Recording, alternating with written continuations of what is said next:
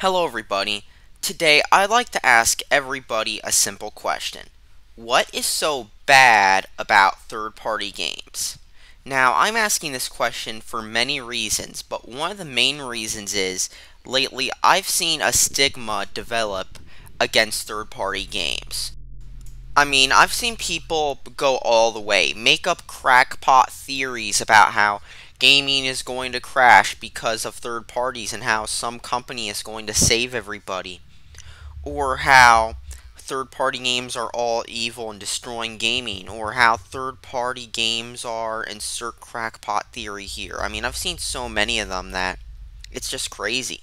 But what I want to wonder is, when did third party games become so bad? And when did it become so bad to want third party games? If you're going to buy a gaming platform, whether it's PC, Wii U, Xbox, PlayStation 4, or the 3DS, let's be honest here. When you're buying one, you're going to want games to play. And here's the thing. Most people aren't going to want to play games made by only one developer, only one publisher, etc. Let's be honest. I've seen people where they'll only play Xbox for Halo, they'll only play Nintendo for Mario and Zelda, they'll only play on Steam for Team Fortress 2. But are you really taking full advantage of your platform if you only play games made by one developer or publisher? There are other things we shouldn't forget as well, too. For example, in the 80s, when the gaming crash was only happening in North America, these other platforms were around. For example, the Commodore 64, the Apple II, and yes, the Atari 8-bit line. And then after that, you had the Atari ST, the Amiga, the Apple IIgs, the Macintosh, and then later, the PC. None of these, if any, had first-party games. Let's be honest. First-party games are not essential for those platforms. And you know what? They had a vibrant, healthy gaming scene. The closest thing you could have to first-party games on the PC, Mac, and similar platforms were, let's just say, games made by Valve for Steam, if you can consider Steam a platform, or PC games published by Microsoft Game Studios such as Fable, Age of Empires, Halo PC, and other games such as the FASA games. And did I mention the lack of licensing meant that many companies who'd later become big on the console, from let's just say Bungie, who was actually a Mac developer, BioWare, who was a PC developer, DICE, Epic Games, many other groups, those became big from the PC, as the PC was an open platform along with these other platforms. And there's a reason that now console makers are starting to open up for indie games, so that these smaller developers, hopefully, and I'm not talking about the ones making 8-bit indie games every week, so that hopefully they can go make major games on their platforms. And the other thing I'd like to mention is that third-party sales on consoles are far more relevant than first-party games. For example, one of the things that helped make the PlayStation 3 bigger among people into first-person shooters was Call of Duty 4, a third-party game that released in 2007 for the 360 and the PS3, and it ended up being that one game that would knock Halo off its throne, which people had been hoping would happen for years, especially owners of Sony platforms.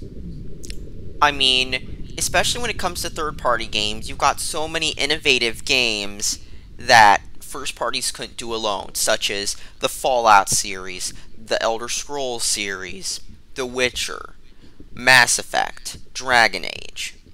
And these are just role-playing games. I'm not even talking about first-person shooters like BioShock, Call of Duty, Battlefield, all third-party.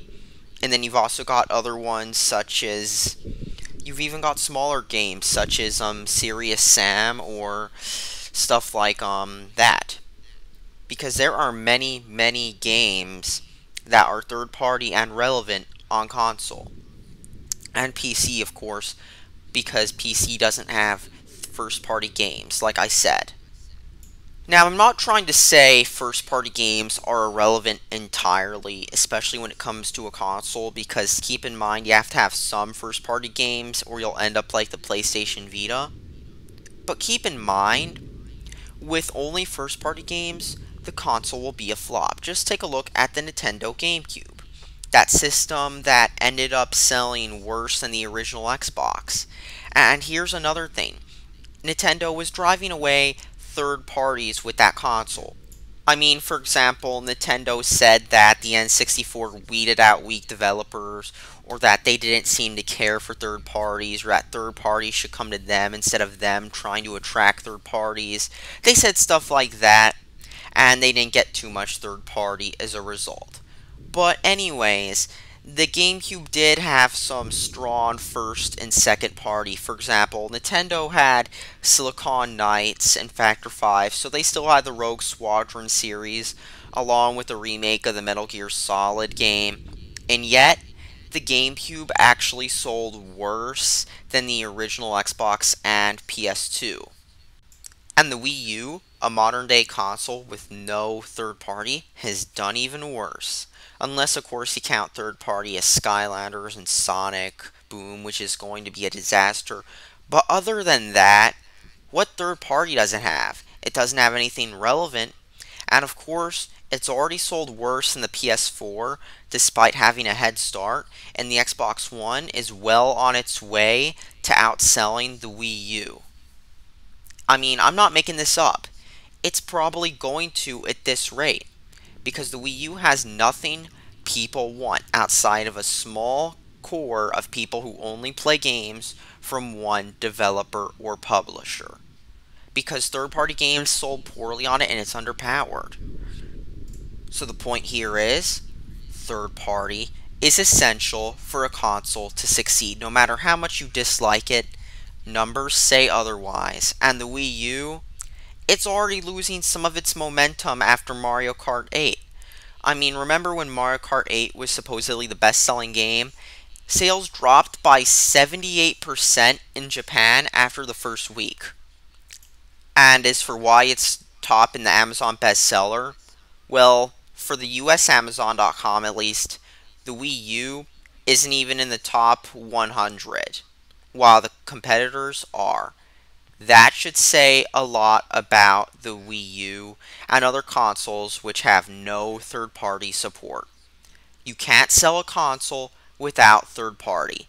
Just like how you can't sell a car without the engine unless you're selling it to somebody who, like, let's just say, wants parts or is going to put an engine in it. Or just like how you can't sell a computer without a processor, like it's a computer with one. You just can't do that. And that's all I have to say on this. The Wii U and other consoles with no games, they're doing badly because they have no games. And if you think this is just me on the Wii U, let me explain something. The Ouya is doing badly and it has no third party. That's really all I have to say on this issue. Thanks for watching, subscribe for more.